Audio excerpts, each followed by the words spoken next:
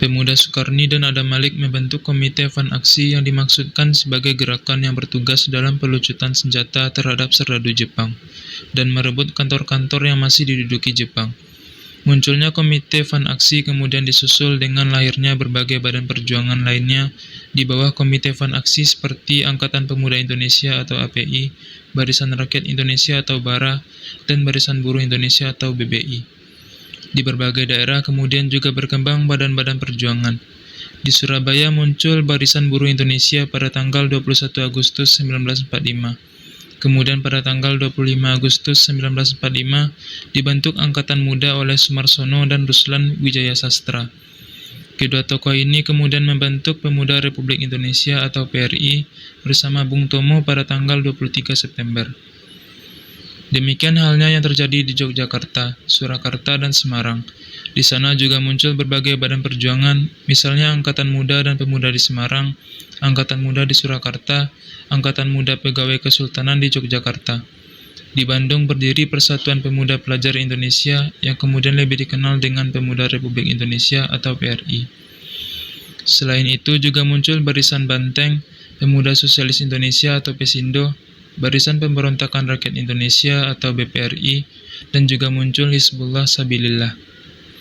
Bahkan orang-orang luar Jawa yang berada di Jawa membentuk badan perjuangan seperti Kebaktian Rakyat Indonesia Sulawesi atau KRIS dan Pemuda Indonesia Maluku atau PIM. Kemudian muncul pula badan-badan perjuangan yang lebih bersifat khusus, misalnya Tentara Pelajar atau TP, Tentara Genie Pelajar atau TGP, dan Tentara Republik Indonesia Pelajar atau TRIP. Selanjutnya berkembang pula kelaskaran. Badan-badan perjuangan juga berkembang di luar Jawa. Di antaranya yaitu di Aceh terdapat API atau Angkatan Pemuda Indonesia yang dipimpin oleh Syamaun Gaharu, dan Barisan Pemuda Indonesia atau BPI kemudian menjadi Pemuda Republik Indonesia atau PRI yang dipimpin oleh A. Hashim. Di Sumatera Utara terdapat Pemuda Republik Andalas. Di Sumatera Barat terdapat Pemuda Andalas dan Pemuda Republik Indonesia Andalas Barat. Di Lampung terdapat Angkatan Pemuda Indonesia atau API yang dipimpin oleh Pangeran Emir Muhammad Nur. Di Bengkulu terdapat Pemuda Republik Indonesia atau PRI yang dipimpin oleh Nawawi Manaf. Di Kalimantan Barat terdapat Pemuda Penyongsong Republik Indonesia atau PPRI yang tokoh-tokohnya antara lain Musa Nirani dan Jayadi Saman. Di Kalimantan Selatan terdapat Persatuan Rakyat Indonesia atau PRI yang dipimpin oleh Rusbandi. Di Bali terdapat Angkatan Muda Indonesia atau AMI dan Pemuda Republik Indonesia PRI. Serta di Sulawesi Selatan terdapat Pusat Pemuda Nasional Indonesia atau PPNI yang dipimpin oleh Manai Sofian, Angkatan Pemuda Republik Indonesia atau AMRI, Pemuda Merah Putih, dan Penunjang Republik Indonesia.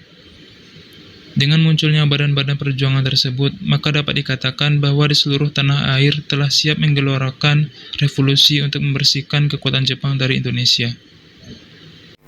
Tentara Keamanan Rakyat.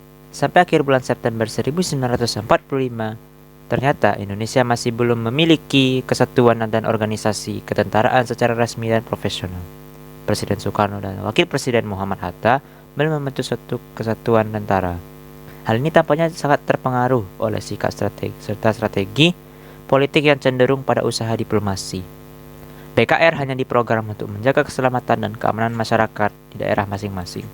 BKR kemudian menghimpun bekas-bekas anggota PETA, Heiho, Senidan, dan lain-lain. BKR bukan hanya kekuatan bersenjata yang bersifat nasional. Para pemuda belum puas dengan keberadaan BKR. Oleh karena itu, badan-badan perjuangan terus mengadakan perlawanan terhadap kekuatan Jepang. Angkatan Perang Inggris yang tergabung dalam SEAC atau Southeast Asian Command mendarat di Jakarta pada tanggal 16 September 1945. Pasukan ini dipimpin oleh Laksamana Muda Lord Louis Mountbatten yang mendesak pihak Jepang untuk mempertahankan status quo di Indonesia. Indonesia masih dipandang sebagai daerah jajahan seperti pada masa-masa sebelum 17 Agustus 1945. Dengan demikian, maka Jepang semakin keras dan berani untuk tetap mempertahankan diri dan melawan gerakan para pemuda yang sedang melakukan usaha pelucutan senjata dan perebutan kekuasaan. Pada tanggal 29 September 1945, mendarat lagi tentara Inggris yang dipimpin oleh Letnan Jenderal Sir Philip Christensen, panglima dari AFNE atau Allied Force Netherlands East Indies. kedatangan tentara Afnei ternyata diboncengi oleh tentara Belanda yang disebut dengan NICA atau Netherlands India Civil Administration. Hal ini menimbulkan kemarahan bagi bangsa Indonesia. Akhirnya timbul berbagai insiden dan perlawanan terhadap kekuatan asing, terutama terhadap Belanda. Dengan demikian, ancaman dari kekuatan asing semakin besar. Para pemimpin negara menyadari bahwa sulit mempertahankan negara dan kemerdekaan tanpa suatu tentara atau angkatan perang. Sehubungan dengan itu, maka pemerintah memanggil bekas mayor KNIL, Urip Sumoharjo, yang ditugasi untuk membangun tentara kebangsaan. Urip Sumoharjo sejak zaman Belanda sudah memiliki pengalaman di bidang kemiliteran, termasuk lulusan pertama dari sekolah perwira di Mr. Cornelis yang didirikan oleh Belanda. Kemudian dikeluarkanlah maklumat pemerintah pada tanggal 5 Oktober 1945 tentang pembentukan TKR atau Tentara Keamanan Rakyat. Adapun maklumat itu berbunyi sebagai berikut. Untuk memperkuat perasaan keamanan umum, maka diadakan satu Tentara Keamanan Rakyat. Jakarta, 5 Oktober 1945, Presiden Republik Indonesia Soekarno. Urip Sumoharjo diangkat sebagai Kepala Staf TKR. Sehari kemudian pemerintah mengeluarkan maklumat yang isinya mengangkat Supriyadi atau bekas Komandan Peta sebagai Menteri Keamanan Rakyat. Selanjutnya pada tanggal 9 Oktober 1945, KNIP mengeluarkan perintah mobilisasi bagi bekas-bekas tentara Peta, KNIL atau Koninklijke Nederlands Indisch Leger, KEIHO, dan laskar-laskar yang ada untuk bergabung menjadi satu ke dalam TKR. Sementara itu, Kesatuan Aksi atau badan-badan perjuangan para pemuda yang bersifat setengah militer atau setengah organisasi politik atau laskar-laskar tetap diizinkan beroperasi apabila tidak ingin bergabung ke dalam TKR. Personalia pimpinan TKR ternyata belum mantap. Hal ini terutama disebabkan oleh tidak munculnya tokoh Supriyadi. Supriyadi hilang secara misterius sejak berakhirnya pemberontakan Peta di Blitar pada Februari 1945. Oleh karena itu, pada tanggal 20 Oktober 1945, diumumkan kembali pengangkatan pejabat-pejabat pimpinan di lingkungan TKR. Susunan pimpinan TKR yang baru sebagai berikut. Menteri Keamanan Rakyat ad interim Muhammad Suryo Adikusumo. Pimpinan tertinggi TKR Supriyadi. Kepala Staf Umum TKR Urip Sumoharjo. Ternyata Supriyadi tak kunjung datang. Oleh karena itu, secara operasional kepemimpinan yang aktif dalam TKR adalah Urip Sumoharjo. Ia memilih markas besar TKR di Yogyakarta dan membagi TKR dalam 16 divisi. Seluruh Jawa dan Madura dibagi dalam 10 divisi dan Sumatera dibagi menjadi 6 divisi. Mengingat Supriyadi tak pernah muncul, maka atas prakarsa markas tertinggi TKR, pada tanggal 12 November 1945, diadakan pemilihan pimpinan tertinggi TKR yang baru. Dalam rapat pemilihan itu dihadiri oleh para komandan divisi, Sri Sultan Hamengkubuwana IX dan Sri Sultan Mangkunegoro X. Rapat dipimpin oleh Urip Sumoharjo. Dalam rapat itu disepakati untuk mengangkat Kolonel Sudirman, Panglima Divisi 5 Banyumas dan sebagai Panglima Besar TKR. Dan Kepala Staf disepakati mengangkat Urip Sumoharjo. Namun pengangkatan dan pelantikan Kolonel Sudirman baru dilaksanakan pada tanggal 18 Desember 1945 setelah pertempuran Palagan Ambarawa selesai. Setelah pertempuran itu selesai, maka Sudirman menjadi jenderal dan Urip Sumoharjo menjadi letnan jenderal. Dari TKR, TRI ke TNI, sejarah ketentaraan Indonesia terus mengalami perubahan pada masa awal kemerdekaan. TKR dengan sebutan Keamanan Rakyat dinilai hanya merupakan kesatuan yang menjaga keamanan rakyat yang belum menunjukkan sebagai suatu kesatuan angkatan bersenjata yang mampu melawan musuh dengan barang bersenjata. Jenderal Sudirman ingin meninjau susunan dan tata kerja TKR. Kemudian, atas prakarsa markas tertinggi TKR, pemerintah mengeluarkan penetapan pemerintah nomor 2/SD 1946 tanggal 1 Januari 1946.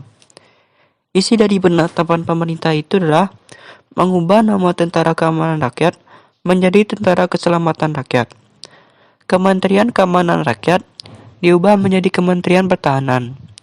Belum genap 1 bulan, sebutan Tentara Keselamatan Rakyat diganti dengan Tentara Republik Indonesia atau TRI. Hal ini berdasarkan pada maklumat pemerintah tertanggal 26 Januari 1946. Di dalam maklumat itu ditegaskan bahwa TRI merupakan tentara rakyat, tentara kebangsaan atau tentara nasional. Namun dalam maklumat itu tidak menyinggung tentang kedudukan badan-badan perjuangan atau kelaskaran di luar TKR. Di dalam lingkungan markas tertinggi, TNI kemudian disempurnakan dengan dibentuknya TNI Angkatan Laut yang kemudian dikenal Angkatan Laut Republik Indonesia atau ARI, dan TNI Angkatan Udara yang dikenal Angkatan Udara Republik Indonesia atau AURI. Tanggal 17 Mei diadakan beberapa perubahan di dalam organisasi.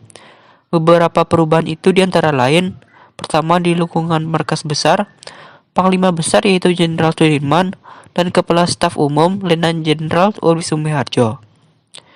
Kedua, pengurangan jumlah divisi. Jawa Madura yang semula 10 divisi dijadikan 7 divisi, ditambah 3 brigade di Jawa Barat, dan Sumatera semula 6 divisi menjadi 3 divisi. Ketiga, dalam Kementerian Pertahanan. 1. Dibentuk Direktorat Jenderal Bagian Militer yang dipimpin oleh Mayor Jenderal Sudibyo, dan dibentuk Biro Khusus yang menangani badan-badan perjuangan dan kelaskaran. Sehubungan dengan kenyataan itu, maka pada tanggal 5 Mei 1947, Presiden mengeluarkan dekret yang berisi tentang pembentukan panitia yang disebut dengan Panitia Pembentukan Organisasi Tentara Nasional. Panitia itu dipimpin sendiri oleh Presiden Soekarno. Setelah panitia itu bekerja, akhirnya keluar penetapan Presiden tentang pembentukan organisasi TNI atau Tentara Nasional Indonesia. Mulai tanggal 3 Juni 1947, secara resmi telah diakui berdirinya TNI sebagai penyempurnaan dari TNI. Segenap anggota Angkatan Perang yang tergabung dalam TNI dan anggota kelaskaran dimasukkan ke dalam TNI. Dalam organisasi ini telah dimiliki TNI Angkatan Darat atau TNI AD, TNI Angkatan Laut atau TNI AL, dan TNI Angkatan Udara atau TNI AU. Semua itu dikenal dengan sebutan ABRI atau Angkatan Bersenjata Republik Indonesia. Saat ini Angkatan Bersenjata Republik Indonesia kembali bernama Tentara Nasional Indonesia.